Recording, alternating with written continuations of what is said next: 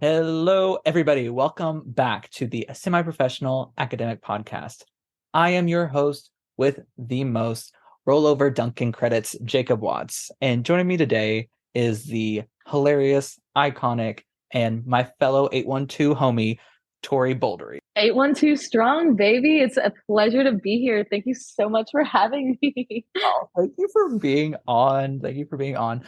I, uh, I being in Illinois, I miss like the 812 so much. Well, that's a lie. I miss parts of the 812. Like It's the 812 solidarity. It was the 812 solidarity, honestly. literally. And like for those of you who don't know, 812 is an area code in Southern Indiana.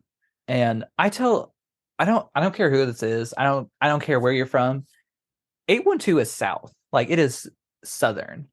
Like I'm not like don't hit me with that Midwest shit. Like it's very It's podunk. Let's be honest. Let's call it like we see it. It's a little podunk.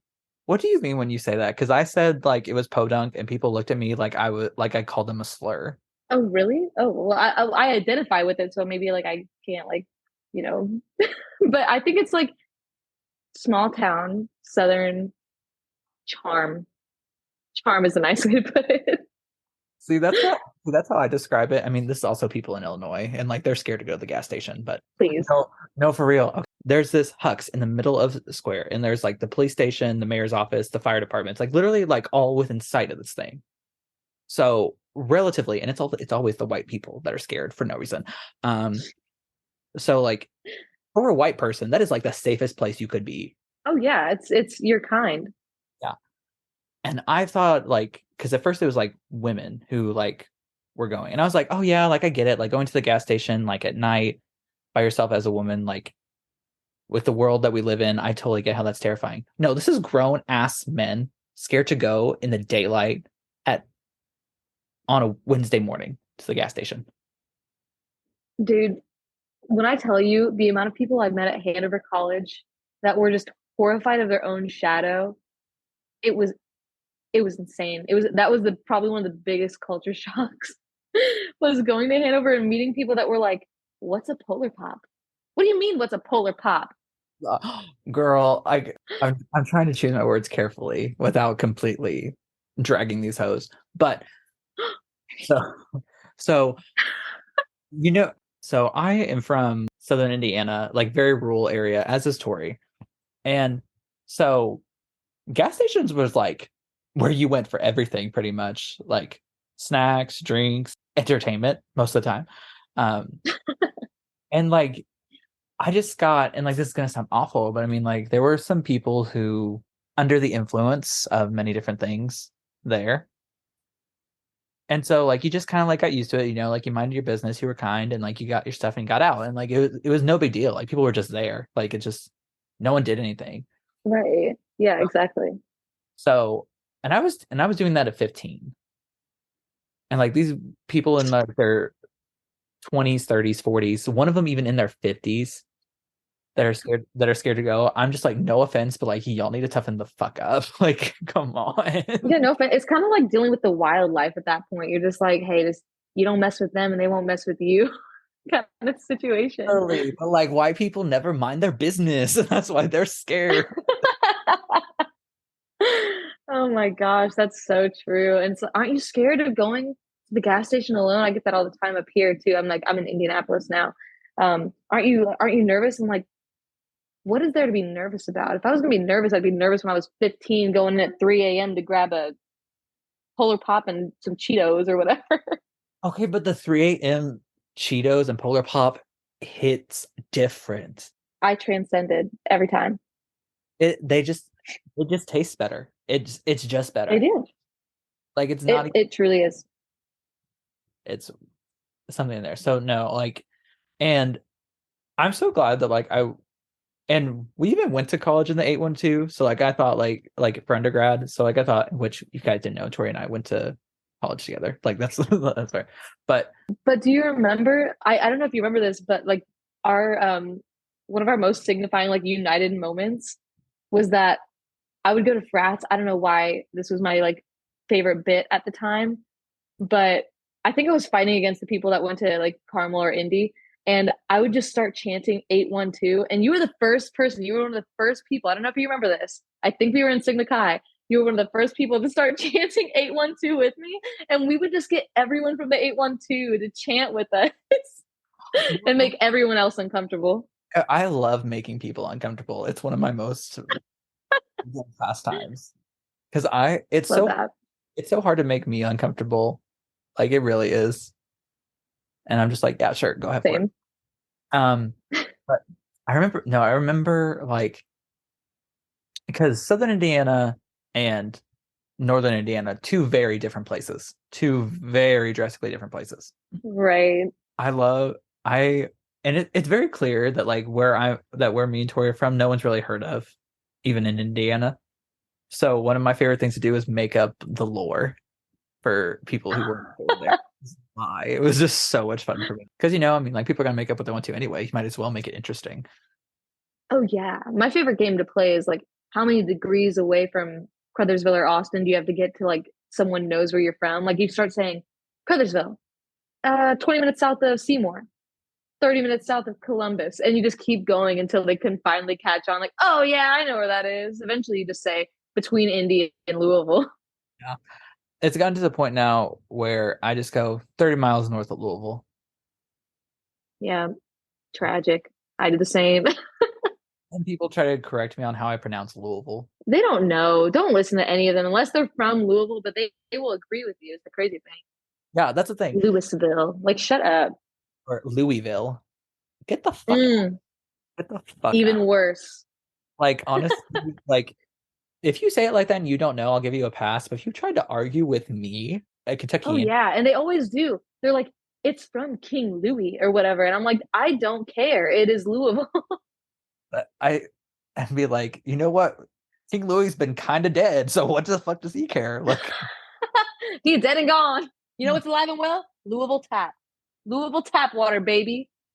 period. Period. Oh my gosh, no.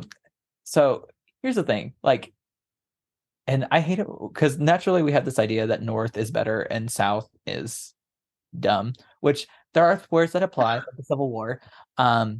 But don't argue with people who live there how to pronounce it. Not only do you look stupid, you sound like a douche.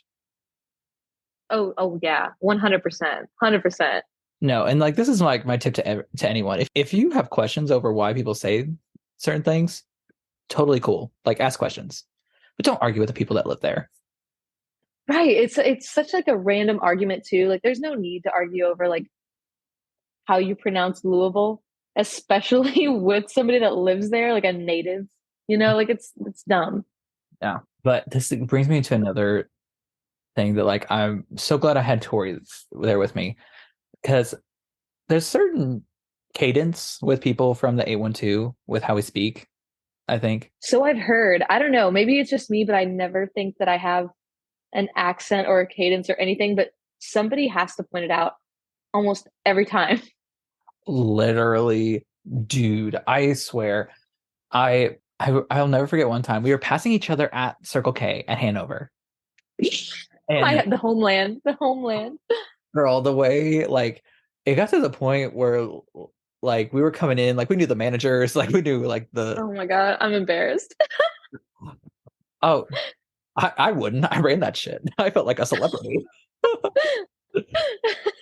Like people are like, I have to stop coming here so often. They know my name. Good. I hope they know my name. I hope like they see me come in and they're like, great, Jacob's here. Thank God. Our life. Our light line. Oh well, yeah, I love being a local celebrity. Yeah. I also just love attention. So that, that's another thing I need to work on. But I mean, No, honestly, I think you should lean into it personally. attention's gonna go somewhere. It might as well go to me. I like how you're like, I need to work on it, and then you're like, I'm gonna work on it by starting a podcast where I just talk and people listen to me. Well, I talk with people. It's not like I just get on here and speak. Oh, see, that's the difference between you and me. If it was my podcast, I would just talk. I have a podcast every day. It's just me in the car on the way to work. Oh my God. You bring on people, don't let them speak. You mute them. It's just you. Today, my audience is this person. They're a live audience. They have nothing to say. Wait, that's so funny. Please do that. That'd be so funny. I love that. One thing true, Jacob, nobody wants to hear it. I, in fact, don't even want to hear it. I oh my gosh, that's so funny. That's be so iconic. I can't get over it. It's No, like that. like I'm like fulfilling my dream. You know how much I just like talking, and you're like allowing me just to do that with a platform. Oh my gosh, I love mean, it. I wanted to be a talk show host, and this is as close as I'm going to get to doing one. So I honestly think that this podcast is going to pop off. I have some ideas. I think that you should. Here's my ideas. I yeah, think that you should start recording it. I think you should post it on YouTube, and I think you should do like TikToks of it, and then you could pop off. yeah. The thing is, like, I don't want to get red for like how poor the video quality will be on it because I'm not buying a camera for it. Okay, fair, fair. But you could do like a, you could do it down the road whenever you get like real big and famous. Yeah. I mean, I can't even get my parents to watch this. Like, because in case y'all don't know, and don't even try lying, because here's the thing: with like where like the podcast is like housed, I can see like where people are listening from. Right? I saw you made it to like how many different countries? Uh, 9 now. We picked up France yesterday. Oh, shout out to France. I know. I am collecting countries and continents like Infinity Stones. I just need a country from Africa and a country from South America, and I will be listened to on all continents, which is That's so terrifying, exciting. feeding into my God complex. Terrifying. That's so exciting. I'm so excited for you. I'm absolutely in love with this podcast. I listen literally to every episode. I'm sad because I have no episodes to listen to. So I don't know. You need to start like maybe, quit school. Quit school, just full-time podcast. Of the $0 I make. Who cares about your PhD? Oh my gosh. But back to the 812 cadence and Oh my accents. God. Um, I Tori and I were passing each other at the Circle K, and it was May term, which a little bit of backstory. At our undergrad, we had the fall semester, the winter semester, and then the spring semester was just May, where you took one class. So naturally, people had fun. Um, What and was your midterm class? so my freshman year was herpetology. Um, so many stories about that. That could be a whole podcast itself. Uh, my sophomore year, I studied abroad in Ireland. Um, that could be a whole podcast itself as well. Different reasons, different reasons. Junior year didn't have one because COVID, and then my senior year, I did psychology and film, Nice. which Skip, if you're listening to this, you're amazing. I love you. Skip Dine Young, shout out. Literally, like, oh, amazing. I argued with him every day in class, and one of the time. Okay, this is a little bit of tea. So naturally, it's May term. No one's caring. Like people are showing up to class drunk, as I did one day. So Skip was given this, and I felt so bad because Skip is such a kind, very intelligent person. And don't worry, I redeem myself later. But in the at this moment, I was down horrendously, like mentally, emotionally, physically. Like we had a lot going on. We were not living our best life. Um, so he was explaining this thing, and I was like, and then 5 minutes later, I was like, yeah, I just don't understand this concept. And then my best friend Nick laughed and texted me. He's like, you idiot. He literally spent 20 minutes discussing the exact same fucking question you just asked. And I was like, oh, great. I looked Poor up. Skip. I feel so bad for him. And this is like the first week of knowing him too. And he's just like, oh my gosh, you think I'm going to be like one of those seniors that just coasted when literally I worked my ass off for 3 years. I was just tired. And it was not your field of expertise either, like to be fair. Yeah. But my God complex to be like, I can't do this. So like the next week I came together, stacked together, asking questions and dissecting it. I was arguing with Freud because I was like, well, Freud may think this, but according to this literature, this is actually like a more like impressive point. Actually, if you want to like know the way to like a psychology professor's heart, talk crap about Freud. Talk crap about any like, like major psychologist. They're just happy you have an opinion that's based on your own knowledge. Okay, great. Because we were arguing, I forget what movie we were arguing about, but I said, yeah, I just really don't agree with that. And he goes, Freud would disagree with you on that. And I was like, that's cool. I'm not his biggest fan either. And and he and he and he laughed. So I was like, okay, like good. And then the next week we were watching Thelma and Louise. I remember this because like this was like a great defining moment for me for multiple reasons. One, I showed up, and for those who don't know, Skip Dine Young's favorite drink is Mountain Dew Code Red. So me and a few of the other students in the class went to the gas station and we bought him donuts and Mountain Dew Code Red as like our last day of class. And it was like a little gift and everything. And like I was like, oh, we did great. So like I had like a little redemption arc there at the end. What From did he say? Was he like just super excited? he was like, as he is, like he's not like an yay kind of thing, but he was like taken aback a little bit, and he No appreciated offense, if I was a professor and someone brought me my favorite like Polar Pop, I would probably pass away. it. Same. And so I mean, he drank it, so like, but we didn't get the Polar Pop. We got the like sealed one, so he knew we didn't contaminate it or like mess with anything. Smart, especially like COVID era. Yeah. Smart. So it was just kind of like a Anyways, yeah. And so sorry.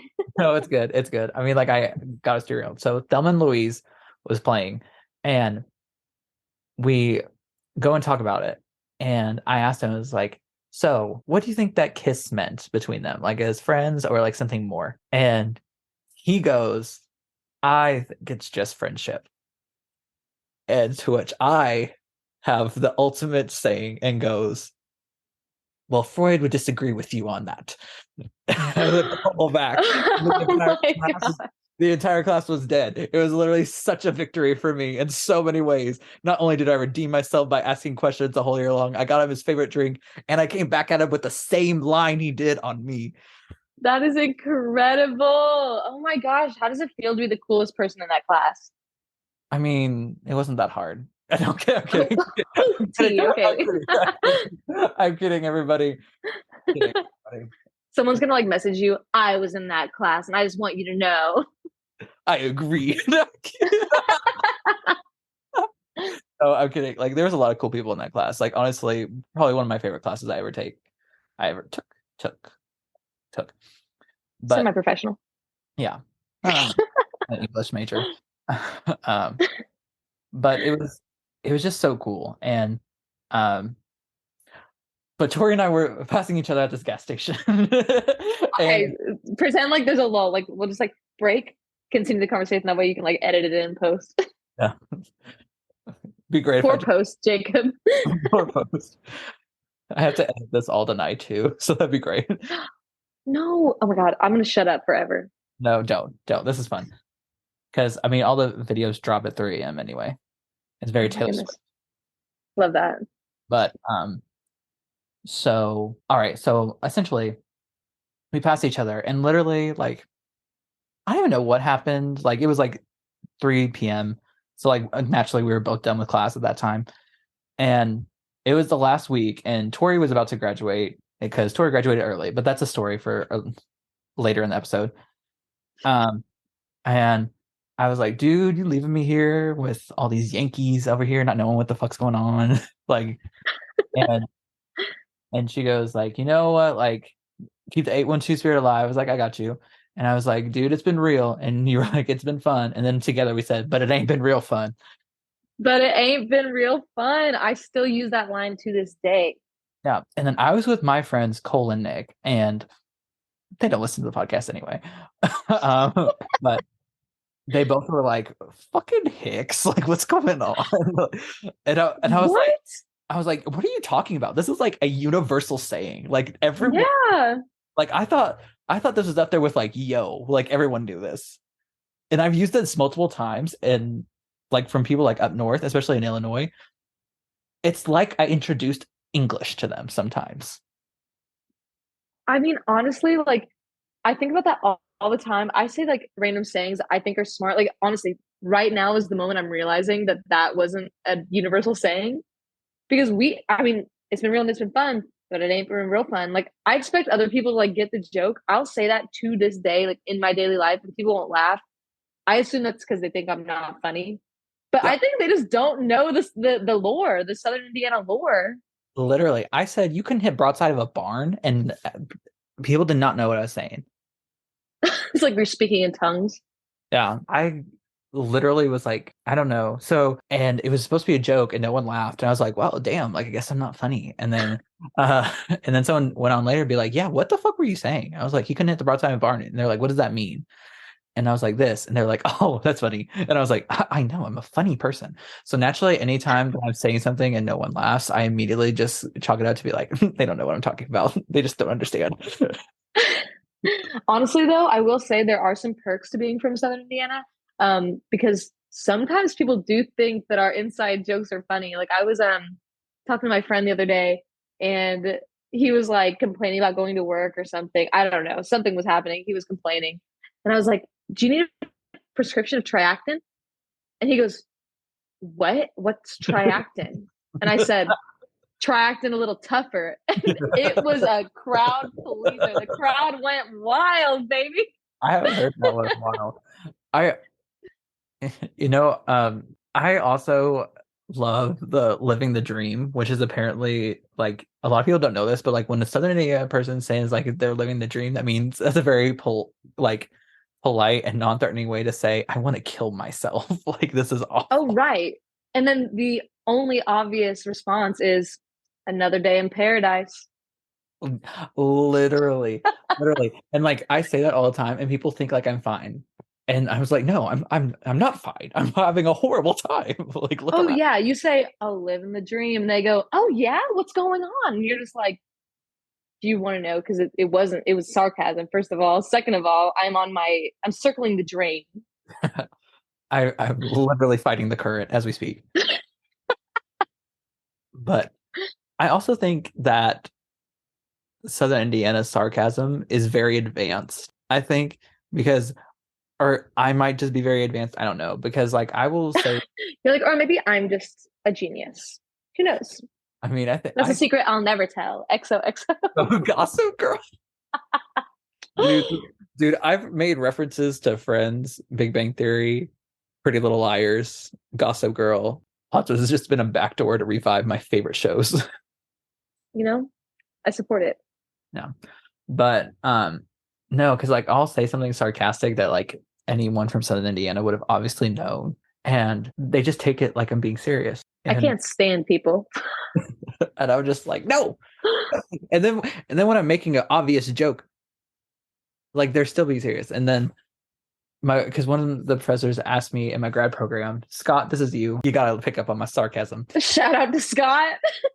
Oh, real one. Scott, I'm defending on the 22nd. So, like if you pass me, I get out of your hair and then I get my degree. So it's a win-win scenario. But Scott, if you pass him, you get a positive shout out on the podcast. If you fail him, slander. I do a redaction. um, but no, because I was joking, he's just like, oh, how's the thesis writing go? It's like, yeah, I should be ready to jump off Steve-O anytime, which Steve-O is Steve-O is like the highest building on EIU's campus. So it's like jumping off the point from Hanover version. Right. And naturally, like fully expecting to laugh like it's a joke. And he goes, do you need to talk to someone? The counselor is like right here. No, I was like, Scott, no, my mom's a counselor and I'm fine. I already went to counseling once. And You know how like you're worried that like you live long enough like hold on, let me like re-say this. You know how you're like worried that like one day you're gonna like evolve into a position in life where the things that you said before were like problematic now. I think that's already happening, and it's us with our self-deprecating suicide jokes. I mean, like, like comedy is comedy. Facts.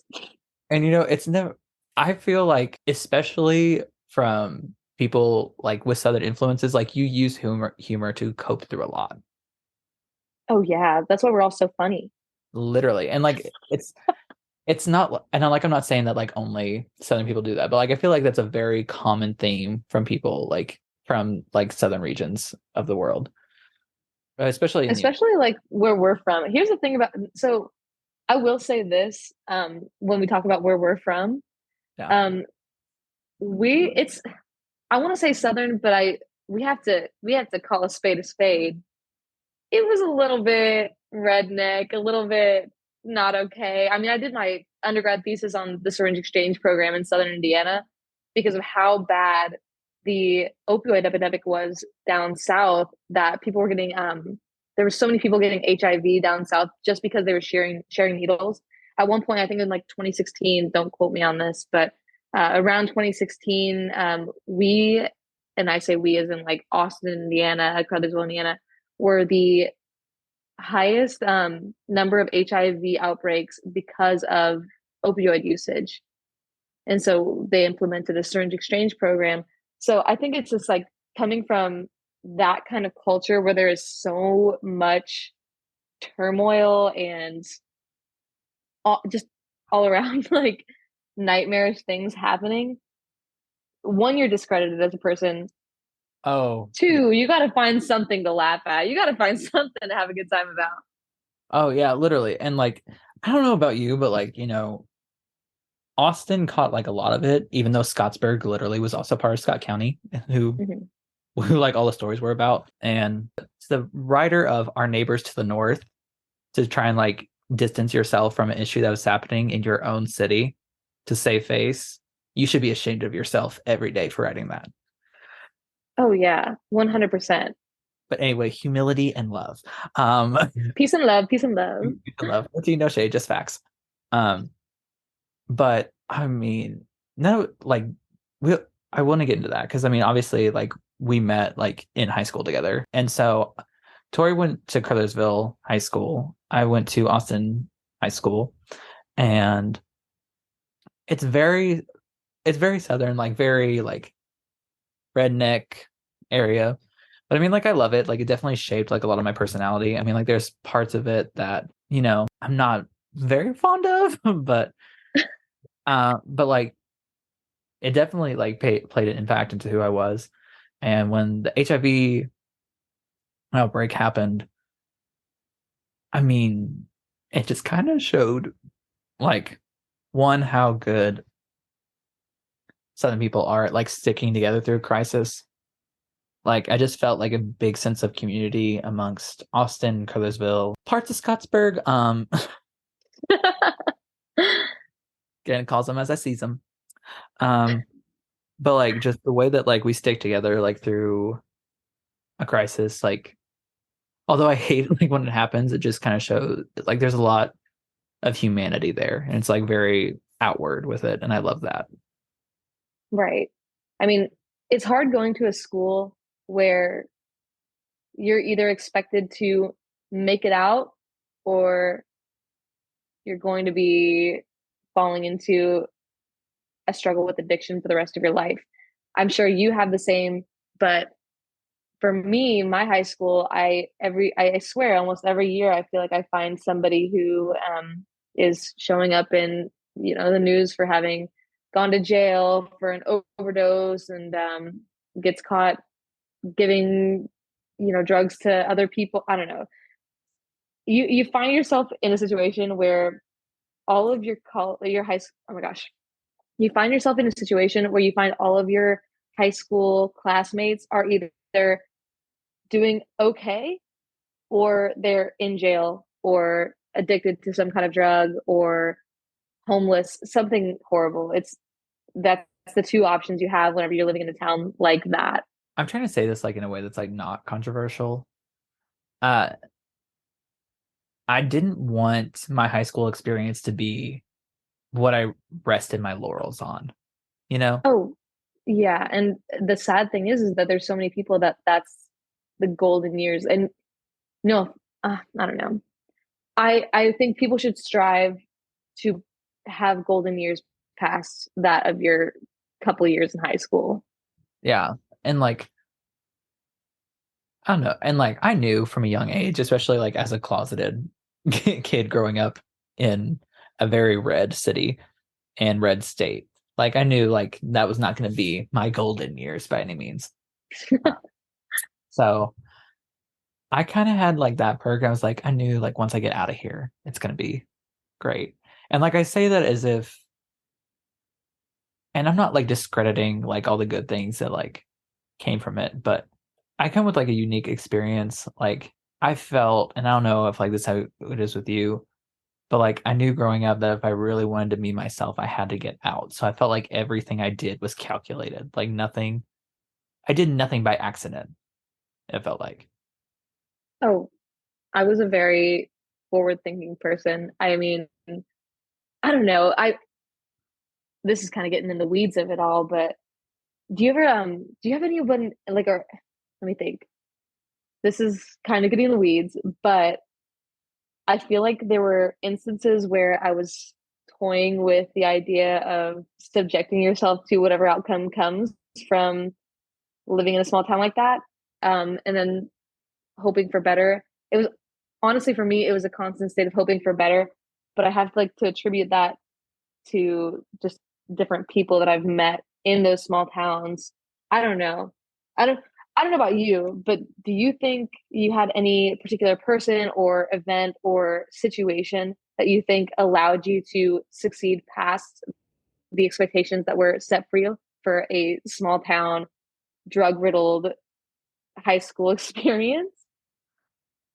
Um, I'm a very petty person, so Oh, but like also like I had like a very supportive family. My mom and dad like nurtured my education from a very young age. Um, and kind of bolstered that with, like so much in your life can be taken from you, but no one can take away your education and like what you learn. And like that kind of stuck with me. And not to get like so depressed on Maine, but no, we're gonna do it. I'm down to get deep. yeah. So, but like, I mean, I grew up like as a bigger person. I grew up as a closeted individual. I also grew up like with a very well-known last name, like for small towns, because like you know how that is. Like everybody knows everybody. Right. Everyone dies famous in a small town. Uh, so like I was made aware of like my size very young, like to the point to where I struggled with disordered eating because like I was like I gotta be thin, like I gotta be thin, I gotta be skinny, like and and I also knew like I knew I was gay, but like I didn't, very coming from a very like religious background, like, when you're preached that like gay people are wrong and gonna burn in hell for, existing, like it's a lot on you. So knowing that like I was essentially felt like I was being watched 24/7 Right. by other people, almost like not like rooting for me. Like my family was obviously rooting for me, like don't get me wrong. But like I felt like a lot of people were like waiting for me to like mess up or misstep. And like there were times where like I did like make a mistake and people like held that over me. Like people I didn't even know like would come up and talk to me Really? like about stuff like I posted on Facebook. Cause like I had a friend and like, we were 13, we were done. We like we super ninjas. Like so like something stupid like that on Facebook. And people I didn't even know was like coming up to me and be like, this is very fruity, like what you're doing here. Like some 80-year-old named Gladys, like I've never met before in my life. Fuck you, Gladys. I know, right? She's dead now. But like when you're being and like people also like and my I don't want to blame it on him because it's not his fault, but like my brother growing up was very thin and like very athletic looking. Like it was no doubt like he was an athlete. And I like obviously did like I did tennis, I did basketball, I did soccer, I did track. So like I was like always involved in athletics. But I just never got thin. Like the lightest I ever was, I was 180, and that's when I was eating 900 calories a day with conditioning in the morning and afternoon, which is not a good amount of Damn. calories to eat for anybody. No, that's I mean, there's a study actually. There's a study that was done on men that were undergoing a caloric deficit, and by the end of it, they were fighting each other, they were having delusions, they were passing out, and the amount of calories that they were having was like 1,000 to 1,200, and you're having 900. That's not, I mean, it's crazy what that kind of disordered mindset can do to a person. I mean, it's not healthy at all. So I'm No, sorry that you went through that. I mean, and people can push you to that. They really can. literally. And like, because people just felt the need to comment like on my body too. Like, I remember I was in church one day and like, I'll never forget, like, there was this shirt that like I got and I absolutely loved it. I loved it so much. And like, I'm not a clothes person at all. So like, when I find something I love that I love to wear, it's like spiritual. And then I showed up and then this dude came up to me, which like we weren't close, but he was old. And like my brother and I were at church together. He's like, "Oh, it's the Watts brothers." And he's like, the skinny one, he pointed to Luke, and the fat one, and he poked my stomach. And like I never forgot that. So like so that combined with like being closeted, like and like how I was always gonna be Jacob Watts and looked at it that way, I was just I need to get out. Like I need a fresh start. So that was kind of like my motivation. Is that like similar to like your motivation for that or like It was very similar to my motivation to seek higher education, to get out of the small town. Um, I went through a very rough time when I was in high school. I had kept hoping it was a phase. I think I was pretty self-aware in that I was like, oh, people have a hard time when they're in high school. And maybe it was something to do with that, but it was a little bit more it was a little bit more dramatic probably. But kind of I kind of was at a point where I just didn't really want to continue, but I ended up reaching out to a I don't know. So I had this teacher who honestly probably like the most influential person I had in my entire life. I don't even think that he knows like that he was that influential. But he kind of pulled me aside and was like, "Hey, like I don't think you're doing okay." And I said, "Honestly, I don't either."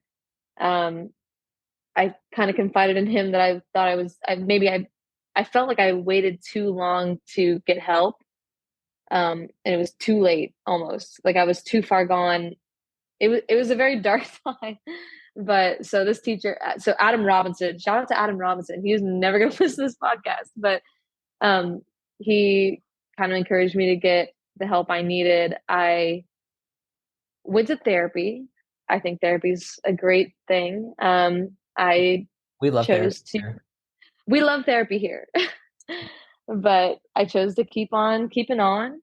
And I think I kind of realized that, there's more to life outside of the small town drama, small town issues. There's more to life than what I had experienced up until that point. And especially when you're coming from a small town, I think that you're in such a closed, secluded mindset that you're not aware of what else there could be. So I attribute like everything, like besides my parents were incredibly amazing people. They super supportive, but like beyond that, like I think if I wouldn't have had the opportunity to have this teacher who was super helpful to me and super like caring, genuinely wanted to see his students succeed and move past high school and whatever issues they had, I don't think I would have gone into college. I don't know what I would have done, if anything. So it was you meet some really amazing people when you are in these small towns, I think. Mm-hmm. Tori, I just want to say that as someone who's been there, I'm so glad you're here with us. Oh my God. I'm And blushing. I'm just kidding. just this is to anyone, like as someone who's like dealt with their own traumas and demons, like you're never too far gone to get help. And honestly, shout out to that teacher. Again, another reason why we need to pay teachers better in this country. Like, good Lord, literally Dude, changing lives. I'm telling you, like, I don't know, like this teacher. So Adam Robinson, he has supported me along the way. I think I called him on the end of my undergrad, and I was like, hey, like, or I messaged him or emailed something like that, and I was like, hey, like, I have a question because he did go to his graduate program while he was working as a teacher, and he got his master's degree while he was teaching art. He was an art teacher. And I think I even messaged him and was like, hey, like I have some questions. And he was even then he helped me gave me some opinions of his on what maybe I could do for my graduate program. Um, and then I think even now, like I think he messaged me on LinkedIn not too long ago and was like, "Hey, happy for your like promotion at work or something."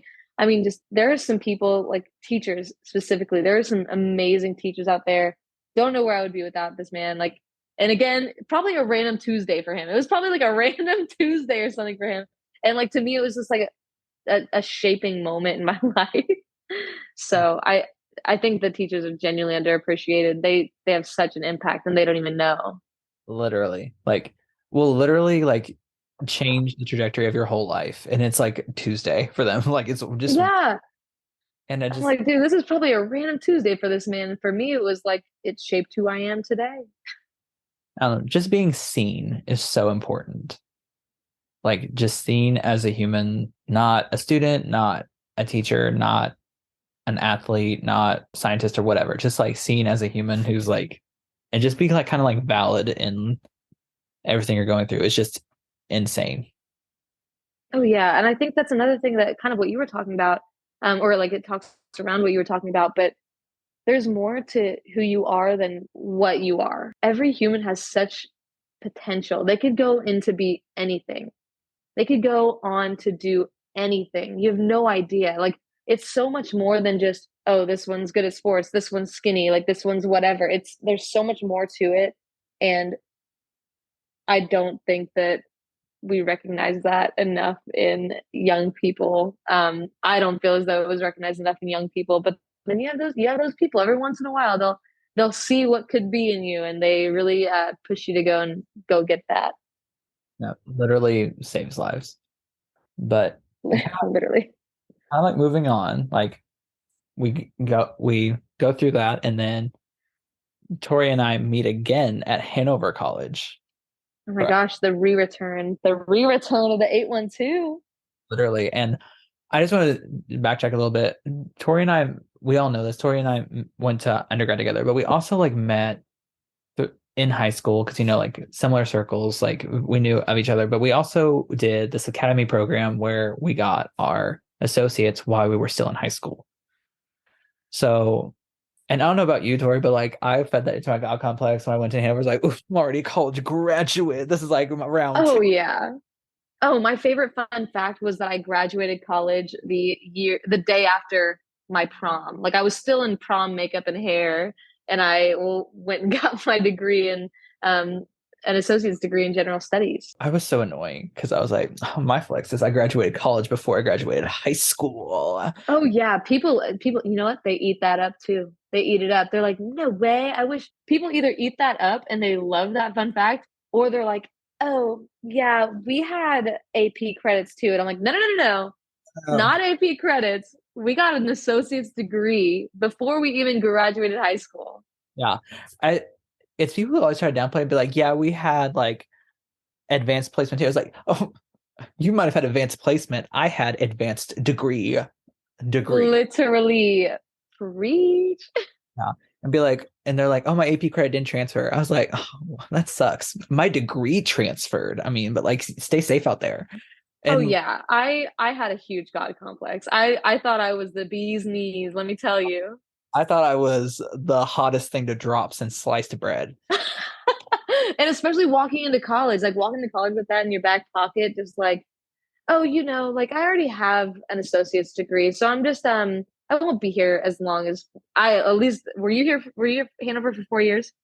Girl, I mean, like, I'm not trying to drag Hanover College, but like the way that they set up the biology program, it's literally stacked to keep you where you may graduate like a semester early, maybe. Okay, yeah, I won't say what I was about to say then. But I walked in thinking like, yeah, I got a associate's degree in general studies, so I have a lot of credits already. So we'll see how long I'm here. The way I did that too, I'd be like, yeah, I'm just ready. I'll be here for like a year or two, maybe. Oh And yeah. so I was so annoying, but like, who was gonna check you on that? Like, you can't read the doll. Oh, I was a nuisance.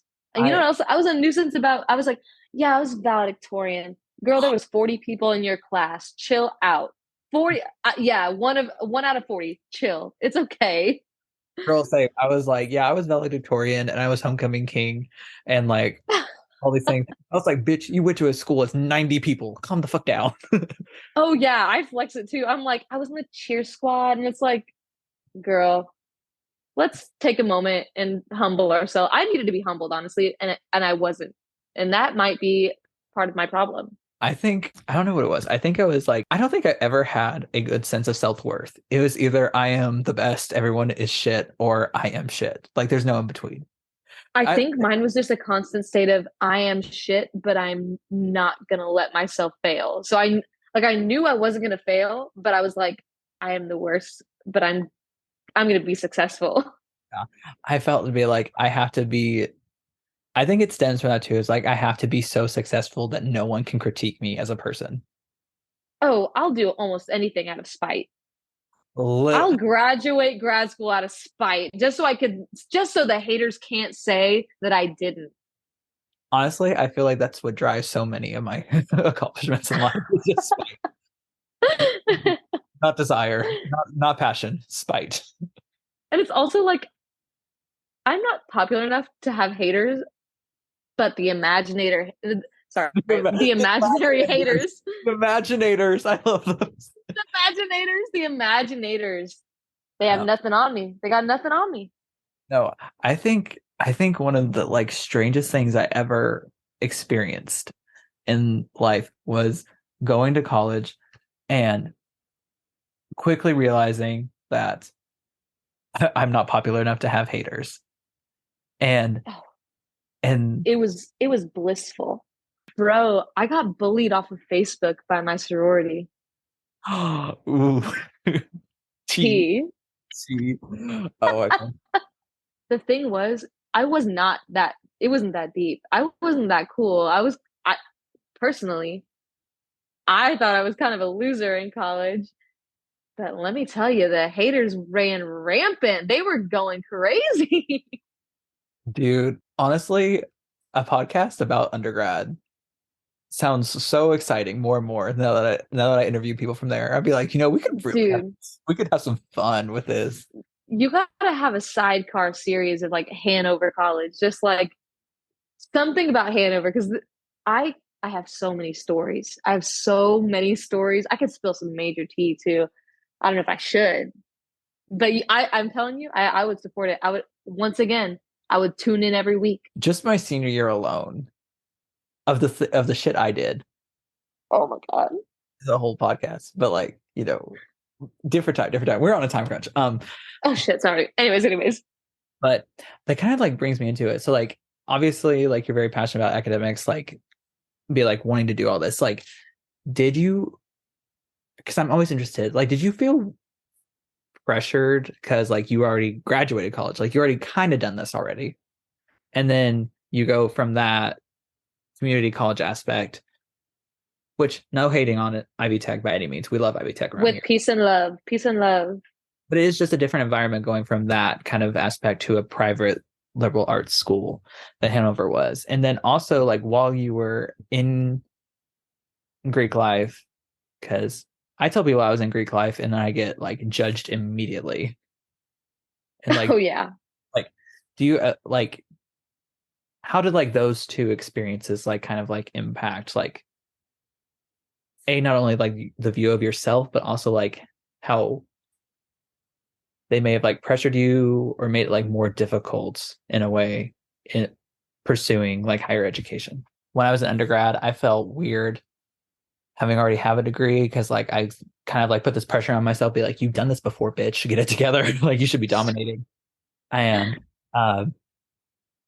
and then when I found out I was in when I was in Greek life, like it went to that like stereotype of like people in Greek life. So like people out like in conferences and interviews, like they already kind of like dismissed like my achievements and like my drive instead of like critiquing me on like my actual work. So I just did any of that relate to you or like not really? Like either of those two experiences? I'm not gonna lie. I think that I'm a pretty cut and dry kind of individual. I think even when I was in Greek life, it was pretty clear that I didn't fit in to the typical Greek life mold. I don't know. I didn't experience any of that, but I'm also very forward with the type of person I am, which is no nonsense. I don't know. There's a lot of nonsense. I don't know. I mean, I think I'm very forward with the kind of person I am though, and I think it's not the vibe of a stereotypical Greek life person. I also don't think you fit the mold of a stereotypical Greek life person. So I'm surprised that you were labeled in such a way. Well, and that's the thing, like because don't get me wrong, I understand like that stereotype exists, and like there's there's good faith of that, like good like proof of that. But like people hear that and then immediately like that's all they see. Because like people ask me to be like, oh, you were in a fraternity? It's like, yeah. And then immediately goes to be like, oh, I bet you got wasted every fucking week and like all this. Okay, yeah. Out of college, I definitely get that. Oh yeah, I bet you were just wild. Like you probably just barely scraping by. And I was like, man, like I was like, I was top of and I my class. I was doing pretty okay, I think. was like, Taylor Swift wrote "You're on Your Own, Kid" about me. Like, don't you dare give me this. Oh, it was almost like after everything, it's like sorority was just kind of like a little like side thing, you know. It wasn't anything crazy. It was just like, oh, I'll add it to my repertoire. When I started like presenting and like out of college, like that stereotype kind of like took over. Like not that like not the behavior of the stereotype, but people just saw me as that stereotype. And like it really was frustrating because like it diminished like the work I did. And like I'm not blaming like my fraternity at all because like my fraternity was like very supportive of like me and like my career goals and advancements. Like I still talk to those guys. Like those guys are some of my best friends. But I don't know. And like I just didn't know like if when you drop, if when people find out that you were in a sorority for like a little bit, if people Right. automatically go to like that stereotype and start like diminishing all the hard work you've done because of the As you know, I like dropped my sorority. Me and a couple of my friends that were in the sorority, we all kind of like there was like a mass exodus. We all kind of left. But even now, like maybe it's not as impactful for me just because like I feel like the discreditation that I receive is more just that I'm like a woman in construction. Like I don't know. That's how I feel. It's less so that I was in a sorority. Like I think it's just I already get kind of flack from being like a woman in a male dominated field, whatever. which is so stupid. Oh yeah. I mean, It's ridiculous. I know we all know that, but like you got to reemphasize how stupid that is. Oh my gosh. So like I can't express to you. Let me go off on like a little tangent if I haven't already done that 15 times. But the most like my biggest pet peeve is that I could send the same email as a man and someone will come back to me and say, let's have a conversation about the delivery, about the tone. And it's like, there is no tone. I'm a very cut and dry, like, hey, hope you're doing well. Can you please have this back to me by 5 p.m. on Thursday? And somehow someone will interpret that as me being, are we allowed to curse on this podcast? Girl, I do all the time. Somehow someone will say, like, oh, well, Tori's being bitchy today. And it's like, dude, I have no ill intention. I like peace and love. Like I'm just sending an email, but somebody that isn't interacting with me in person is taking it the wrong way because I'm a girl. And like, but a guy could send the same email and no problems. Like that's just how they are. They're very direct. They're powerful. They're a very leadership oriented person. I'm like, okay, well, what do you want me to do? Send an emoji? Damn. Like Not the emoji. I've But asked them that too. I'm like, you want me to send an emoji? Like, what do you want me to do? they want you to be like, sir, if I have your permission to ask you a question, can you please like it's I swear. Oh, it's gotten to the point where I'm like, hello. I hope you're doing super well on this happy Wednesday. I just wanted to know if by chance, if you have any free time whatsoever in your schedule, could you please send me this thing by Thursday, 5 p.m. ish, if you want. Love you so much. XOXO. Have a great rest of your day. Hugs and kisses. Bye. Like, is that what you want? Is that what you want? And the answer is yes. The answer is always yes. Like I swear. Here's the thing, and it's not to the same caliber, but I get to a little bit. Once a professor finds out that I'm gay, it's very be like, oh, Jacob's so flamboyant. He's so out. He's so like distracting. He's so Oh, yeah. The loud. verbiage changes instantly. literally, Taylor Swift said it best, and like I'm kind of like lumping myself in there with women, which like I know like it's a problem, but like it No, fits. it's not. Go for it. I Like, don't know. Maybe I shouldn't speak on behalf of all women, but I'm like, go for it. like I feel like a lot of times in the world, straight men are perceived that they can react, whereas women and gay men can only overreact. I agree. I mean, that's like I said, I work off of spite, but that's one of my biggest um motivators for seeking higher education and like, maybe getting a PhD. We'll see what happens. I'm gonna apply this summer. Um, is Yeah. because I'm sick of working in fields where I'm just simply discredited because I'm a woman or I'm young. That's a big thing. I'm like the youngest person in my company. I don't know. Maybe I know what I'm talking about. I don't speak if I don't know what I'm talking about. That's one thing that college has taught me, that graduate school has taught me is you better shut up if you don't know what you're saying. And I still work in like this field where it's like instantly you're kind of counted out of the conversation just because you're young or you're a woman and surely you wouldn't understand.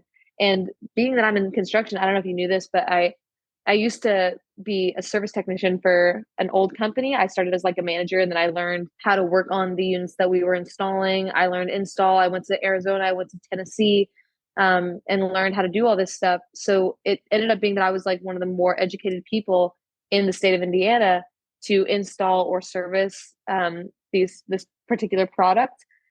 So half the day I was spending 20 feet up on a ladder. The other half of the day I was in the office invoicing, um, getting inventory, ordering parts. And then I go into a desk job after that, working still in construction. And instantly people want to say, you don't know what you're talking about. You don't know what it's like to be a service technician. You don't know what it's like to do this. And I'm like, weird. Hate to say this, but I do like, I'm not saying that I was out here like working as hard as everybody else, but I did work pretty hard. I would like to count for myself. Literally. And like, I don't know. And I've noticed this a lot with, and this is not like a straight man bashing podcast. However, uh, uh However, as like a man close whose closest relationships are with women, and like you kind of see like the way that operates, the way that men interact with women who are not, I'm hoping this doesn't get misconstrued. And I'm again, not all men, but enough men. If men can't control women, they will degrade them. absolutely. And A lot of times, yeah, not most. Just they'll do it. They definitely will do that. enough men will do that. I don't know. Like I think it derives from like this like internalized misogyny. Like they're naturally smarter than women. And then when you find women like yourself who like works very hard, is very talented, knows her shit, the insecure ones will take that as a threat to like their manhood for some reason. And then like For must some reason, they always take it so personally. Straight white men are they're so emotional, man. You can't talk to them at all. so soft. So soft. But seriously though, like I can think of one instance where, like I said, I was like one of the only people that had the certification to cut the aluminum casings on our units. The units were like they cost like thousands of dollars, so you had to have a certain certification in order to um, cut the aluminum on site to fit the sizing of the housing in which you're putting it in. Blah blah blah. Boring construction talk. But I get to this job site and the foreman is like, or the site manager, he was just like, who's going to install this? Who's in charge? And I was like, oh, hey, it's me. Hi. And I don't exactly remember. I remember it was in Bloomington, but I just remember this guy. He talked so much crap. He said, this is absolutely ridiculous. This, I can't believe they're sending us this person. They're not sending us someone qualified. We're spending a lot of money to send a qualified technician out. And I looked at him and I said, I'm the qualified technician. And instantly he just started freaking out. He started yelling at me. I went back into the work truck and I cried a little bit and I called my boss and I was like, hey, like this guy's screaming at me. Like, I don't know what to do. It basically came down to I had to tell this guy, like, okay, like if you don't want me on your job site, this isn't gonna get installed. Um, and he started screaming. We left the job site, me and my crew, and we had to call the person paying for the service, the person that was actually like paying for the construction to be done and say, hey, dude, like your foreman's the reason that we're not going to be installing this today, but you will be paying drive time, blah, blah, blah. And that guy did end up getting thrown off of the job, but just instantly, like I didn't do anything. I just walked onto the job site and I was instantly discredited. And it's like one of those things that you think is from movies or it's not that deep. People don't do that. People do. And it's, I mean, like I'm not a mean person. I'm not a jerk. I'm not stupid. They just didn't even get a chance. All you did was show up. Literally to shut up. And I'm like, dude, like no offense or anything, but I went to Phoenix, Arizona to train on this. Like I know what I'm talking about. There's no one in the state of Indiana that knows what I'm talking about better. I am the most qualified you can get in this state. Like, and they still like they just want to like count you out instantly. Man, every day I'm shown that Taylor Swift's "The Man" song is more and more accurate. Oh yeah, oh yeah. Uh, yeah, 100%. I agree. You could have been half as qualified, and if you showed up as a dude, no one would have said anything.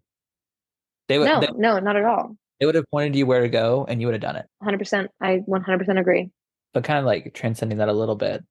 So we know that this is going to seem like a really weird jump, but like that just kind of got me thinking, like, did you run into like that same kind of like discrimination like in undergrad or like your graduate program? Like, were you discredited as a woman? Like, maybe not as like direct at times, or like maybe you were? You know, I've listened to other people on the podcast speak, and I fully respect their stories and I believe that they're true. I think I was very fortunate in that, especially within the psychology department, I never ran into that while in while in my undergrad, while in my graduate program.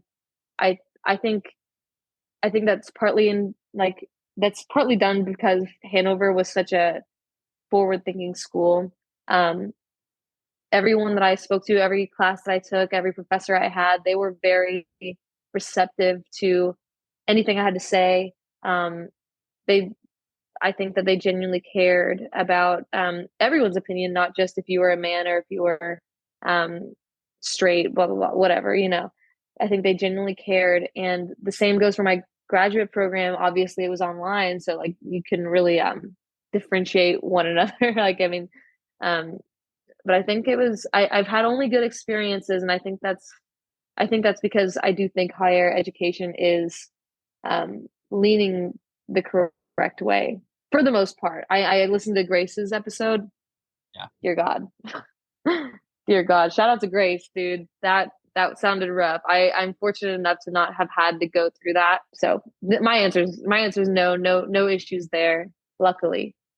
Thank goodness. I mean, weird that I'm thanking for the bare minimum, but like, you know. Literally, I'm like the bare minimum. I'm like, thank you guys so much for not hating me because I'm a girl.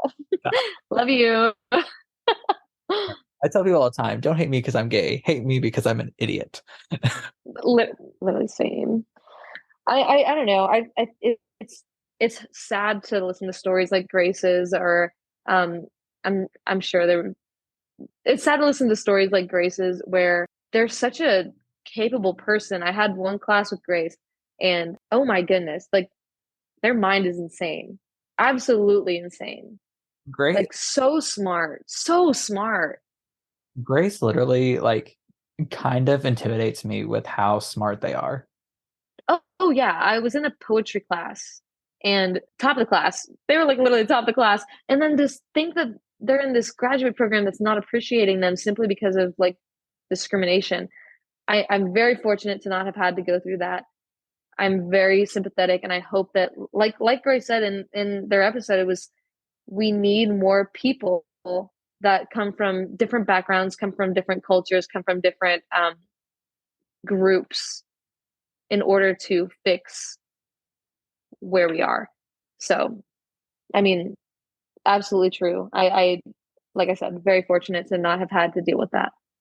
Yeah. And like, I don't know, I just love Grace. They're such a kind person too, on top of I know. I know.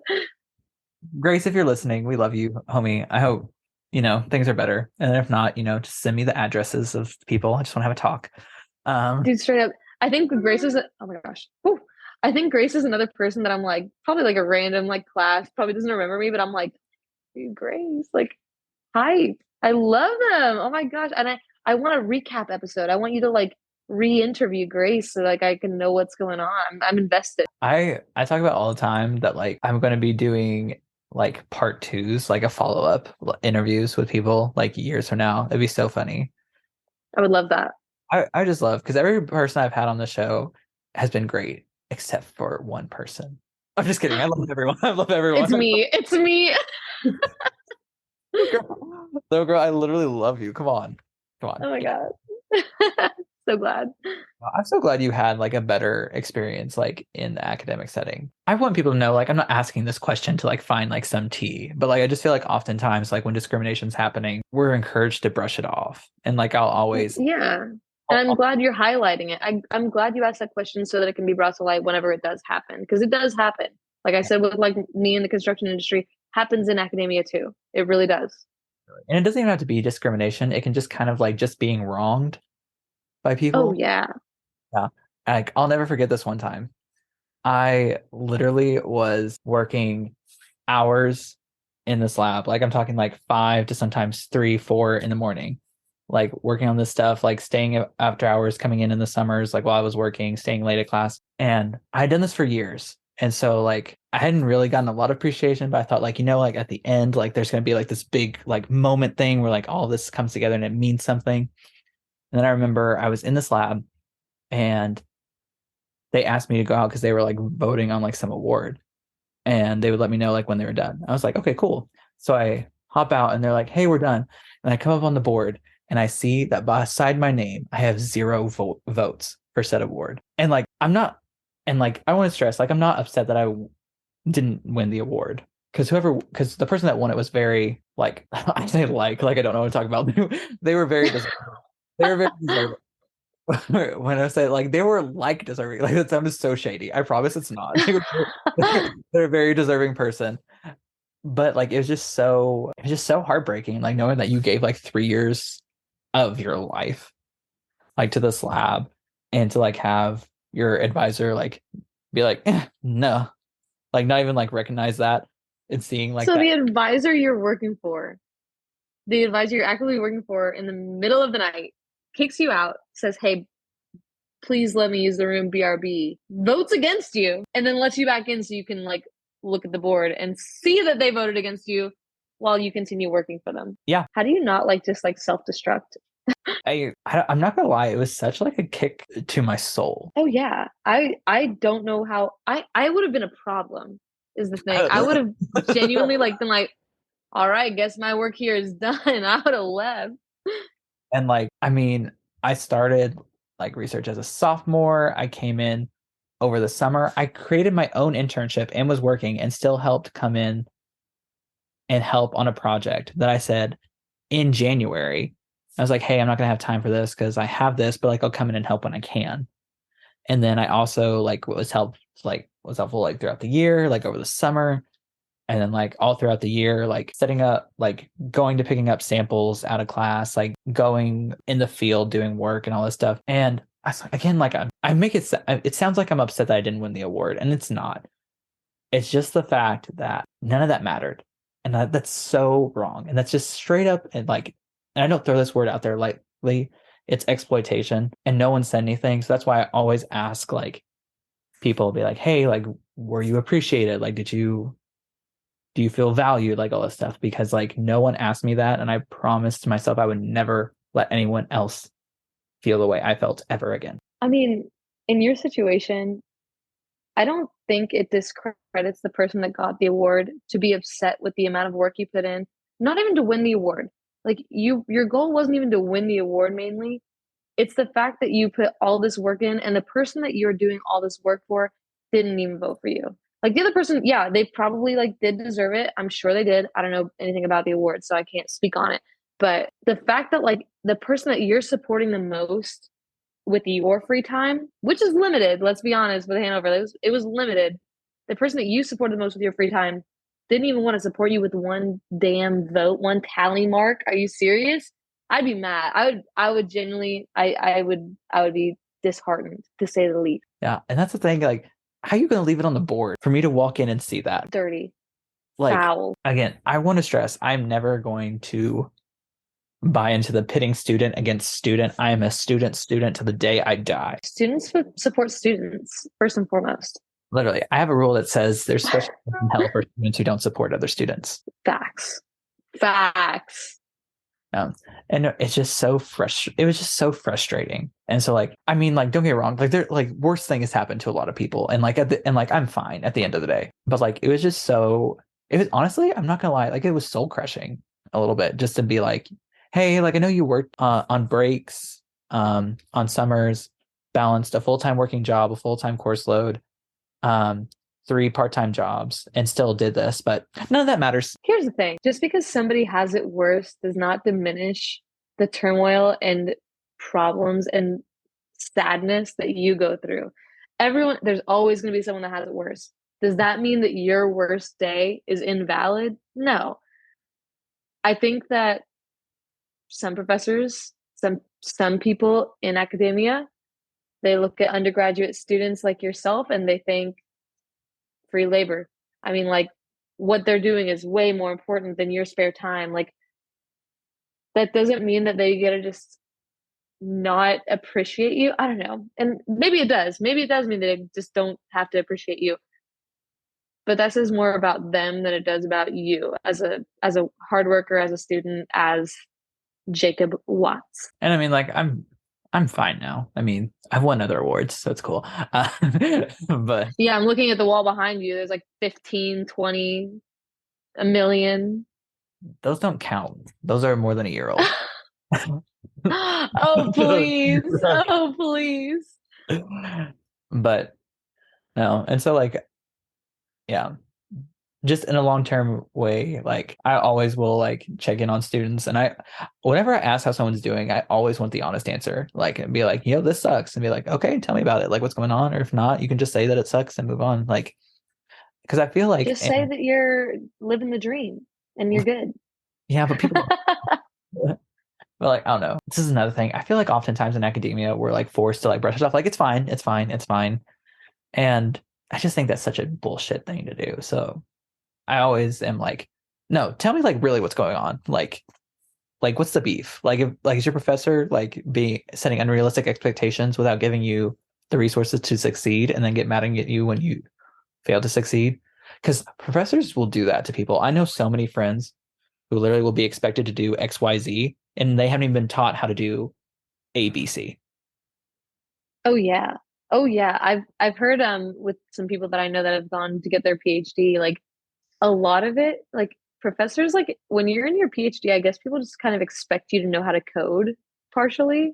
So just, like, fair warning. I don't know if that's true. I'm speaking, like, out of my ass, but, like, I don't know. Like, it's just maybe, like, have some, like, grace. I don't know. Again, I'm not a doctorate. I don't spend my time being a professor or anything, but I can imagine it's not that complicated to just extend a little bit of grace to people, especially people that are, like, busting their butt, working really hard.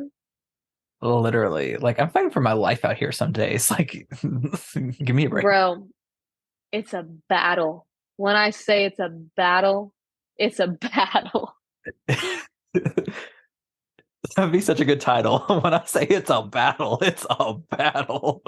Dude, man, I'm telling you, it's rough out here some days. I'm so excited to be done. Day 28th, see you then. I'm done. It's exhausting. Is that when you defend? I defend the 23rd is the day after you. My last official day, because after I defend, I get to, like, make random revisions to it or whatever. I don't know, whatever they want. Whatever they want me to do, I just do it. Dance. They say jump, I say how high. How high do I have to do to get this degree and leave and never come back? Literally, I'm just counting down the days, dude. I can't wait to have free time again. I don't know about you, but, like, I don't know. And, like, this is gonna sound like so much more dramatic, but to quote Taylor Swift, to state the obvious, I did not get my perfect fantasy. To quote Taylor Swift, long story short, I survived. Underrated song of hers, by the way. Underrated. So Valid. criminally Valid. underrated. She preaches. One thing about Taylor Swift is that she's gonna preach. Yeah. I recently mathematically ranked all the Taylor Swift albums. Bro, I just saw a meme about that. You cannot be get yourself looked at emotionally. Emotionally. Did you see my ranking? No, I heard you got flack for it though. Top three Taylor Swift albums. Okay, so the difference between my top three favorite and like what the mathematical equation says my top three are. Okay, I'll bite. Send me the mathematical ranking thing. I'll do it. Okay, I will. Just to let you know, it's a hell long process. Like it took me like 45 minutes. Because you I have to, once did one where you have to rank every single song, and it took like 3 hours. that's what it is. You rank every single song. Great, I'll do it again. I change every. Honestly, the problem with me, it changes No, like every month. Every month. that's so valid. That's so fucking valid. Because like right now, mathematically, again, this does not reflect my actual top three. But mathematically, my top three in order are 1989, Reputation, and Midnights. Okay, what's like if you were just to like rank them? Forget math. Forget math. My top three, it starts the same with 1989 and Reputation. Those are my top two albums. And then Fearless. We are literally so different, You're a red girl, aren't you? bro. Pardon? Aren't you a red girl? Oh, even worse. Speak Now, top album. Speak Now is my fourth. Oh, love Speak Now. And I'm saying that before she comes out with it too. I know people are all going to turn to Speak Now stands. Speak Now, top album. After that, I think it's Folklore. I hate to say it. I think it's Folklore. I say I hate to say it because I'm like between that and Evermore. And then I think my third album, man, I think that one fluctuates. Honestly, it might be Evermore, might be Midnights. Big fan of Midnights right now. Okay, we like Midnights. I love Taylor Swift. I've been a fan since Picture to Burn. I've been a Swiftie since Picture to Burn music video dropped. Bro, when I say I love Taylor Swift and I've been a long time Swiftie, I think people, there's some clout on the internet for being a long time Swiftie, and not to brag, but I wasn't the kind of Swiftie that was like going to her tours. I was the long time Swiftie that had her dad burn them on CDs so I could put in my little portable CD player and listen to it with Kenny Chesney. So I've been a long time fan. What can I say? I downloaded it on the first generation of iPod, like Stan. Stay. We love it. We love to see it. We love to see elderly Swifties like us. Literally. I, but like I never like went to the concerts because social anxiety. No, thank you. um, I never went to the concerts because broke. I mean that too. The same thing. But I'm going to the Eras tour and I'm so excited. When are you going? June 4th. July 1st. Oh my gosh. Oh my gosh. Do you have your outfit? Oh, yeah. Oh my God. We'll have to exchange photos. I'm so excited. You have Yeah. no idea. It's like, I don't know what I'm going to live for after this because I'm going to be graduating from school. Speak I now. don't have any vacations planned. Oh, Speak Now, but that's the next weekend. After that, I'm like screwed because I'm just going to be like devastated from Speak Now's release. Okay, there's a theory going around on the internet that I am Delulu into thinking. The memoir? Not that, a different one. A different one. A different one. I'm deep. I'm deep in it. I'm deep in it. Okay, so you know how she has no New York shows, but she has a New Jersey show. Uh-huh. And do you remember Out of the Woods, the line of two paper airplanes flying? Yes, of course. I love Out of the Woods. I was devastated whenever she already played it for a friggin' surprise song. I know. That's how I felt about Death by a Thousand Cuts. But May 26th, the first New Jersey show, which is the closest to New York we get, is literally National Paper Airplane Day. And I think we're going to get the 1989 Taylor's version announcement. Full body chills. Full body chills. I am scared. Or Out of the Woods, Taylor's version single dropped. Bro, this is again unrelated, kind of related. Have you heard Out of the Woods live at the Grammys? The best version. the best version. If she doesn't do an acoustic Out of the Woods on this Taylor version, I'm literally gonna be upset. I'm gonna be so upset. I'm getting so upset about the surprise songs. Like at this point, I'm gonna get a message from Taylor as the surprise song. I'm gonna get Christmas Tree Farm. I'm pissed. If I get Christmas Tree Farm on July 1st, I'm gonna lose my mind. I'm gonna lose it. Oh my gosh, Christmas in July. Oh my gosh, you might. You actually Dude, might. stop. I swear I'll end it all. I already took a big blow with Cowboy Like Me, man. Oh my God. But She's wait, trying to ruin my life. she played Mirrorball the first fucking day of tour. Dude, she's running out of songs. What else does she have? Like, she's running out of them. I'm like, girl, can you save some bangers for the rest of us? Damn. We're gonna get like two is better than one. Taylor, I love you so much. You have always created masterpieces, but if you do not play a banger at my show, I'm gonna be a little bit upset. I'm gonna get canceled and be like, fake Swifty, you don't know this recording of like 3 minutes of her just breathing. Like, fake Swifty. Yeah. I oh my gosh, no. My top three songs for surprise songs requests are Hits Different because it's not on streaming services yet. I hate her for that. Sorry, Taylor. If you're listening, Taylor, shout out. Could you imagine Taylor Swift? If Taylor Swift listened to my podcast, no one is better than me at anything ever again. Oh no, you've peaked, honestly. I hate to break it to you. If Taylor Swift listened to your podcast, you've peaked. Peaked. Peaked. And I'll So never say that about anyone, but I will say that about you. You peaked. yeah, literally. I literally could like unlock the secret to evolution. Be like, no, peaked when Taylor Swift listened to the podcast. I agree. But no, Hits Different is my number one, mainly because it's arguably top three off Midnights for me. On God. Damn. On God. Damn. Like I know it's an unpopular opinion, but like I don't know if It's okay. I don't know if it's No, stick by it. Stick by it. yeah. Obviously you're on your own, kid, because it was written about me. Like literally she did not need to go hard on me in that life because like when that bridge hit, I was like, oh, oh, oh, oh, oh, oh, okay. Oh, Oh. oh, it hurts. It hurts bad. Yeah, that was so fucking rude. It didn't need to be that rude, but she went for it, We respect her for it. Yeah. And then my second surprise song, like arguably like number one realistic that could happen, Getaway Car. Getaway Car legitimately is my favorite song in her entire discography. Really? Really. Goodness gracious. I love it so much. Like ranking official, it is my number one song. Okay. Number two. That's so difficult. I know that's such a hot take to have. No, it's not. It's valid. It's a valid take. Yeah.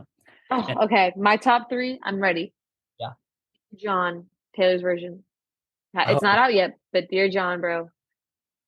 Dear John, period. just Dear John. Especially when Dear John, period, because especially whenever you've dated someone that's way too old that should not have been dating you at that age. What a freaking loser. Out of the Woods, acoustic, incredible. And I'm not even a 1989 girly, but let me tell you, it's like a whole different song. And then third, The One. The One is so good. It's so It hurts my soul. No. Like, is that like for surprise songs you want or like your top three songs overall? I think for now it's my top three overall, including surprise song. I would love, but I think she has The One on the set list right now. My top three songs of her all time is Getaway Car, All Too Well 10-minute version. And honestly, this one like goes back and forth, but right now, and like no one flagged me for this, but like my third is probably Dorothea. Incredible. Oh, I need to shut up. Dude, I love it. Or Mirrorball. Amazing picks. All of them. Amazing picks. It's getting to the point in my life though, you could say almost any combination of Taylor Swift songs, and I'd be like, oh, Perfect. Beautiful. Love that for you. Yeah. I I'm a 1989 girly, but it's so weird because like my top 10 songs of all time are not from 1989. Really? Really. It's Like, cool though. You identify with the vibe, and that's all that matters. well, and like people would be like 1989 is like so fun. Literally 1989 was arguably her hardest era ever. Dude. Mm. Clean. All you had to do Are was you stay. bro? Out of the woods? Th- Fudge. This I love, mean, me censoring myself live. Fudge. this love, Wonderland. Dude, Wonderland. Dude, I could literally go on. I Yeah, could go on. It's bad. It's bad how much I can talk about Taylor Swift. no, literally, another whole podcast. She's about to get acknowledged in my thesis for getting me through. Literally, I might just throw shade, be like Taylor Swift would have an acknowledgement, but she did not put Hits Different out and has not released 1989 Taylor's version. Literally, get it together, Taylor Swift. What are you doing? Performing every weekend for 3 hours in the pouring rain? Who Breaking cares? records, breaking records, performing songs on 10 albums. Oh my gosh. I am so excited for the tour. I'm glad you're going as well. I'm so excited for both of us. Uh, I on this is the last thing I'm going to talk about Taylor Swift because we do have to finish this interview. But Yes. for the re-recordings on debut, if we do not have Crazier Taylor's version and You'll Always Find Your Way Back Home Taylor's version, I'm going to cry. I'm gonna riot. Mhm. I will riot in the streets. Yeah, because Dude. she's the only songwriter for You'll Always Find Your Way Back Home.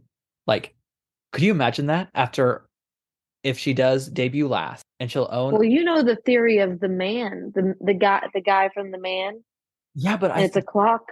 one thing I don't hear a lot of people talking about though, 1989 is there twice. Like it's barely there, but you can clearly see like the bottom of 1989 twice in the thing. Why am I like literally about to look at this dang picture again? And the fact that I have it saved is even worse. Yeah. I, Even worse. I think 1989 and debut will be a double album release. You think so?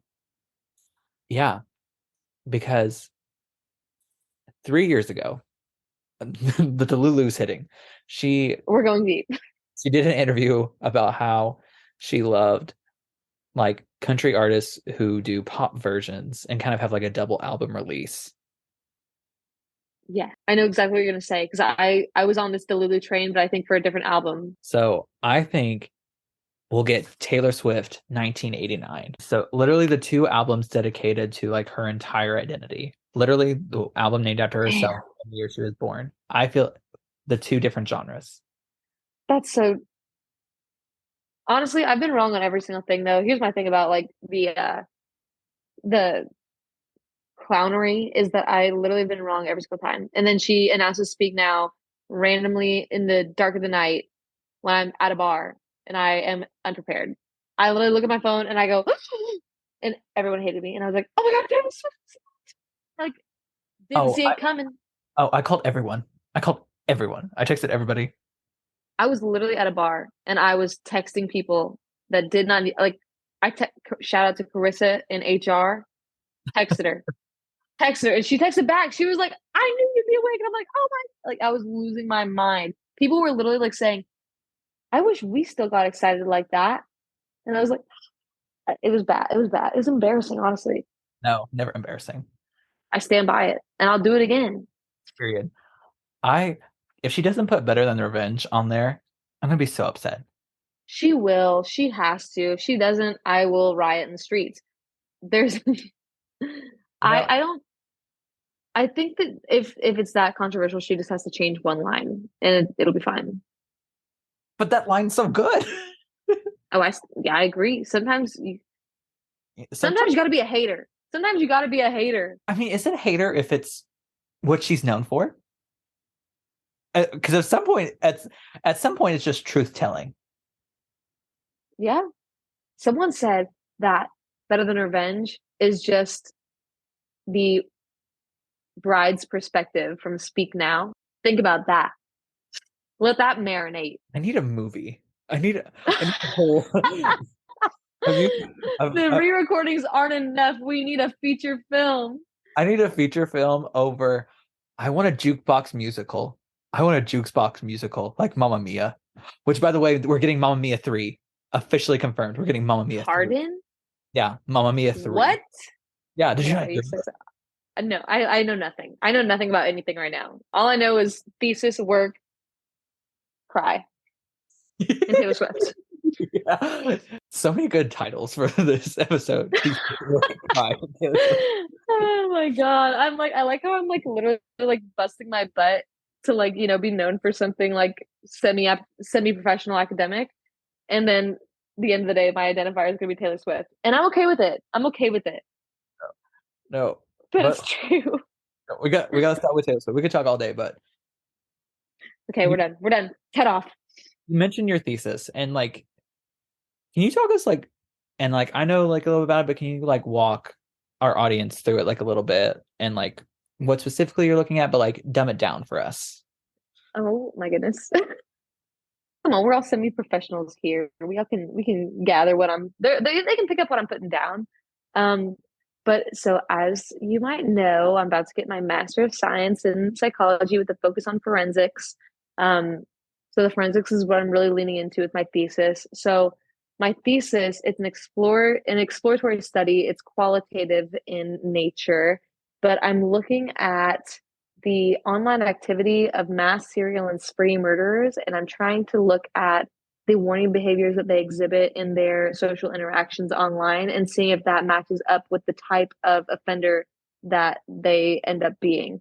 So I'm really just looking at like behavior that prefaces their crimes. I'm looking back at um, if someone's posting a lot about guns and then ends up committing a mass murder. I don't know if this is like even like allowed to be said. Is this gonna get like flagged?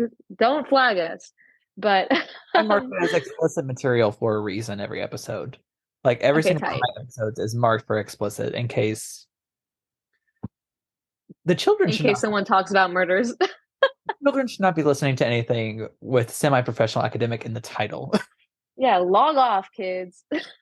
Go touch grass. So, but yeah, I'm just looking to see if any types of warning behaviors stick out among different types of offenders and seeing if they relate in any particular way, which I have, I've gotten my results done. I have found that I'm also I ended up looking at single act offenders just to add them into the study. And then single act offenders were much more explosive. They would have energy burst warning behaviors, or they would talk a lot more. They would post a lot leading up to their crimes. They didn't post a lot about gun memorabilia. It was usually directly communicated threat. There's a lot going on to it. Anyways, long story short, how someone interacts online before they commit a violent offense can be tied to the type of violent offense that they do. That's so like horrifying, but like also very interesting. I have read a lot of things. It takes a toll. I mean, it's just like been what's it been like a year of just reading court documents and horrible criminal acts against other people. It's been a lot. Um, but it's like I said, it's very exploratory. It hasn't been studied before, which I was very proud of. Um, and also very regretful of because it was very difficult. um, I yeah, imagine. it's a lot to it's a lot to look at. I mean, like I know like that's like very like honestly traumatizing to like read all that, I imagine, but that's also so cool, like in a way, like what you're doing. I mean, And it's something I'm passionate about. I was really interested in forensics. I'm glad I can apply a psychological background to it. Um, yeah, it's just combining my different interests, even if it's difficult. I really like it, and I think it has a lot to offer the world. I think it's got a lot of meaning to it. Um, yeah, No, that's so cool. I'm so proud of you, like doing the thing, Oh my God. I'm so proud of you doing the thing. killing it, slaying it. From everyone, Terrible. from everyone who thought we wouldn't make it. Shout out to our haters. Shout out to our haters. I don't hold it against them though. I mean, not everyone makes it. That shade. Not everyone can make it. That was like literally subtle shade. I and here's the thing, like I thought of myself as a nice person. I'm not a nice person. I'm a kind person. I thought of myself as a nice person, past tense. The old Jacob can't come to the phone right now. Oh my God. Oh my gosh. I But mean, it's it is what it is. you know, and like this is like my thoughts on it, and I don't know if you feel the same way, but like not everyone deserves your kindness, and not everyone deserves you. And like I feel Oh like no. and I feel like we need to like perpetuate this idea of like again to quote Taylor Swift. I literally was raised by her. I swear to God. I know Um, it's bad. It's bad. like you don't have to forgive and you don't have to forget. You can just become indifferent and move on.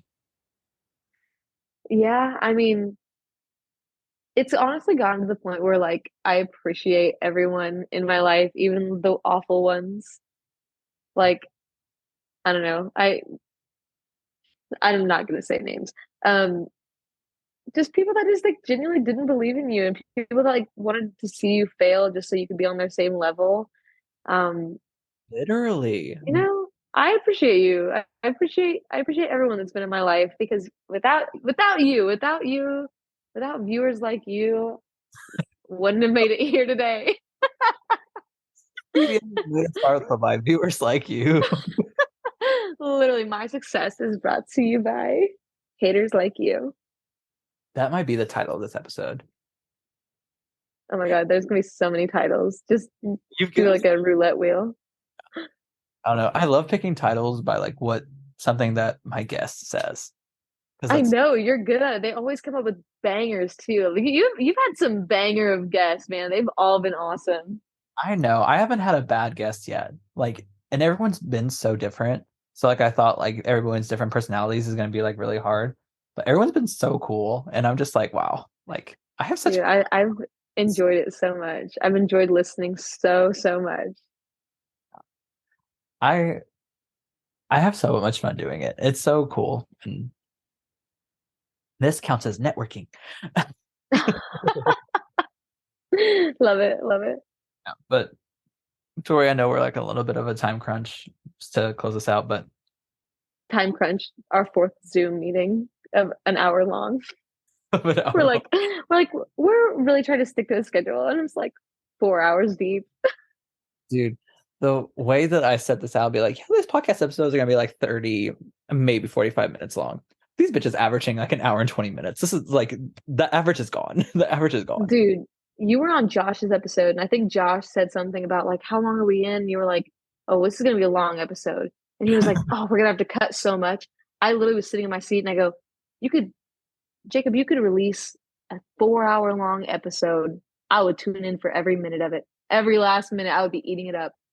I love this damn podcast.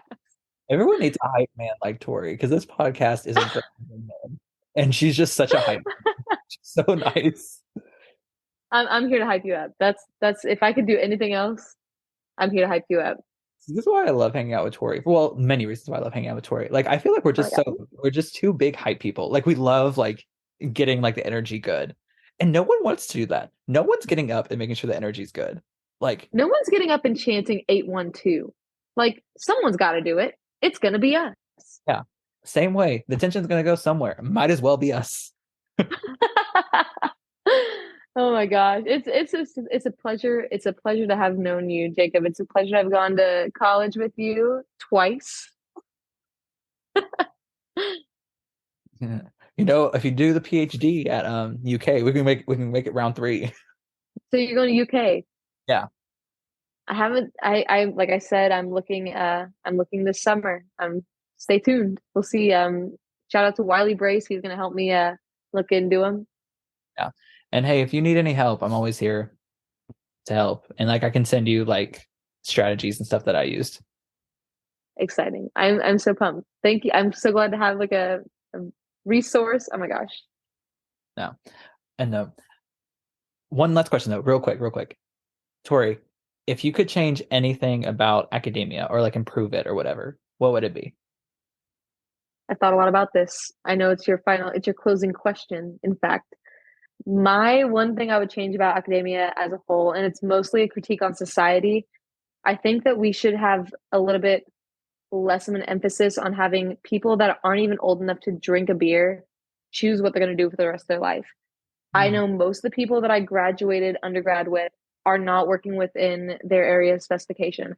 I'm not working within my area of specification yet, emphasis on yet, but that's because I knew I wanted to go to graduate school, get higher than a bachelor's degree. But when I got out of college, I looked and it was like, I could work in psychology. I would be making $9.50 an hour. I could also do that at Cracker Barrel. Um, no hate, no shade. I worked at Cracker Barrel during my undergrad. I'm just like, I'm not gonna do that. I'm gonna go make some money, like so I can survive in this economy. I think that we should put an emphasis on figuring out what you want to do and then pursuing an education. Some people are more hands-on learners. They could be in a trade. Most of the people I know that went into a trade after high school are making more money than a lot of people I know that went to college. I mean, there are many different avenues for you to take in order to achieve success, achieve the life you want in this world. It's not strictly that of academia. I know our society likes to put a lot of emphasis on getting a higher education, but I think as a whole, there needs to be more emphasis placed on figuring out exactly what you want to do with your life and not just achieving the next big thing. It's going into the next level of education because honestly, at the end of the day, it's just a piece of paper. If we're going to be real, to a piece of paper, I'm paying a lot of money to keep getting apparently 4 times, but it's not for everybody, and that's very clear to me. I don't think it's clear to a lot of people that are just leaving high school and saying, "Oh, well, my parents want me to go to college." It's not for everybody. Not everyone's learning styles like that. Not everyone's working styles like that, and not everyone's going to use their degree. Don't don't be stupid. Don't waste your money. Think about it. Figure it out before you go, and don't put so much pressure on yourself. And I think that's what I would change. Well said. Well said. Oh my Good. God. I feel like we have to do whenever I do this. It's like good answer, good answer. But no, I totally agree. And as someone who's like doing higher education, I do this because I want to. Like this is fun for me. Mhm. I mean, in a way, like parts of it's fun anyway. But like yeah, don't I fully agree. I feel like if we gave people more time to figure out what they truly like and what they want to go do, we'd be a lot better off. Completely agree. Right. And some people like us that like we lucked out. Like I lucked out and found something in my undergrad that I generally do enjoy and I do want to pursue beyond that. Some people luck out. Some people like us enjoy school. I think I thrive in an academic setting. Some people don't, and that's okay. You can still go and make money. You can still go and find something you love to do. Doesn't mean you're a failure just because you don't want to go to college, you don't want to get a degree, yada yada yada. I don't know. Maybe I shouldn't say that on like an academic podcast, but So that's my that's my opinion. I'm known for having bold takes around here. So I mean, but Academics isn't everything. There's so much more to life. There's so much more to life. And that's coming from someone that is making academics a large part of their life. I like doing it. Not everyone does.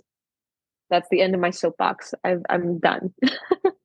I'll just add on one little bit. Like even if you do like that, it doesn't have to be your whole identity. Like we said, you're so much more than that. So like do it because you like it, not because you feel like that's what you have to be, because you're so much more than that. But yeah, off to that. Preach. Tori, I just want to say thank you again for taking time out of your busy schedule. Sit down with me for a couple hours and be on this little podcast of mine. Always a pleasure. I'm so excited to see what you cut together because that we've gone through so many topics. I mean, this is one of the reasons why I do. It's also like my ADD, man. I'm just be like, okay, like this, like keep going, keep going, keep going, keep going, keep going, keep going. Like, but I I mean, always, I love hanging out with you. My A12 homegirl from way back when. And 812, lots of love. really, and I wish you the best of luck on your thesis defense and like your final editing and all that stuff. Keep having fun. Not too much fun though. We gotta collect the paycheck in the Same morning. for you. Same for you, Jacob. I'm so proud of you. I'm so proud of seeing another 812 succeed. I'm so proud of everything you've accomplished.